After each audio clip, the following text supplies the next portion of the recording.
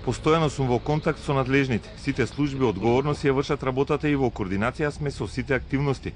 Изјави денеска председателот Ѓорги Иванов и ги осуди сите насилни акти на протестите, од кои најжестоки беа минатиот петок. Иванов вели дека правото на протест не оправдува никакво насилство, а прашањата треба да се решаваат пред институциите. Секој пат се осудува и секој е против било какво насилство за да се остваруваат одредени цели. Гледаме деновиве дека едните исти лица кои сакаат да ловат во матно, сакаат дневно политички поени да освојуваат и ја користат вознемиреноста кај населението. И им порачувам дека во оваа држава има институции кои функционираат и кои се справуваат со сите предизвици кои постојат.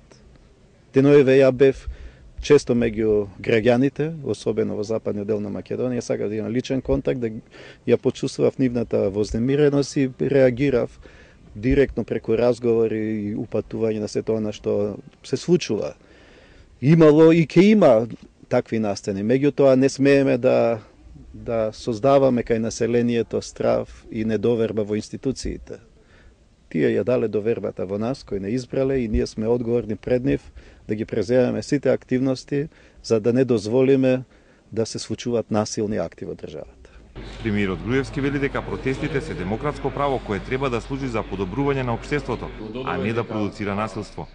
Апелирам за мирни протести. Протестите како протести, демонстрациите и слично се демократска придобивка и во тој однос секогаш некој кога има потреба да протестира, јас тоа го поддржувам. Многу често многу луѓе, многу групации од разни протести што ги организирале и допринеле за развој на некои процеси во општеството. Некои не биле прифатени, некои биле прифатени, тоа е демократија.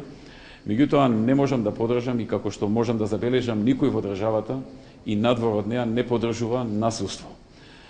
Тоа институциите нема да го дозволат. Повторно без никаква официјална најава кај надлежните, преку социјалните мрежи се организираат и протести и контрапротести. Од полицијата вела дека се подготвени да го сочуваат мирот на граѓаните, а министерката соопшти дека меѓу 10 кривично пријавени во Тетово, уапсен е и напаѓачот кој со бокс удри полицаец на протестите во неделата во овој град. Јанкуловска порача дека кон сите кои продуцираат насилство, МВР ќе се однесува исто и според законот. Ние не правиме разлика кој е оној кој ги постира сликите или повиците со содржина која повикува на нетрпеливост, на насилство и агресија. Секој што ќе го прекрши законот или што ќе се однесува на начин што не е во согласност со прописите ќе биде санкциониран. Така што идентични се повиците и на едната и на другата страна и третманот е идентичен. Се огласи и реисот на ИВЗ, поглаварот Сулеман Реджепи преку колумна во Коха предупреди дека е многу ризично да се организираат протести чиј организатор не се знае и тие стануваат девалвирачки и штетни.